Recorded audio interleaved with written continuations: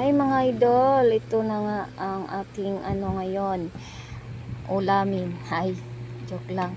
Alit at load na lang talaga to. So ito, sarap-sarap nga talaga pag seafoods na bagong huli pa lang. So ayan, nakakamiss talaga to sa probinsya. Kailangan ko kaya ulit to matitikman. Ang sarap niyan mga idol, no?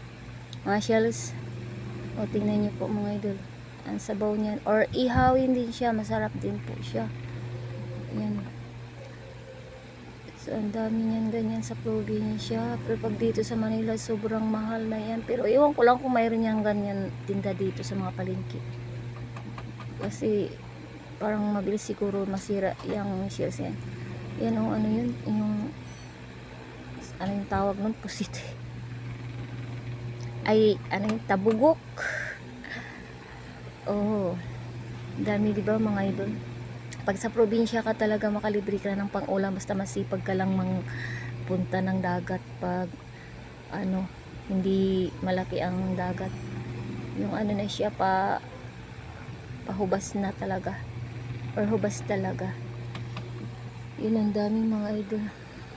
Sarap-sarap yan sa bawin. Tapos lagyan mo ng malunggay. Tapos may tanglad. Oh, tanglad pang pabango lang pero kahit walang tanglad mabango na rin naman talaga yan. May malunggay, sus. Lalo na dyan sa mga nagpapadidi sa mga anak o sa mga taay, sa mga anak pala. Ayun, ang sarap niya, di ba mga idol? So, sino yung mga nasa tabing dagat nakatira o sipag-sipagan nyo o makalibre na kayo ulam, o di ba? So, ayan. Mamigay din kayo. Mamigay sa kapitbahay ng mga tamad. God bless you mga idol. Bye. So, ayan ang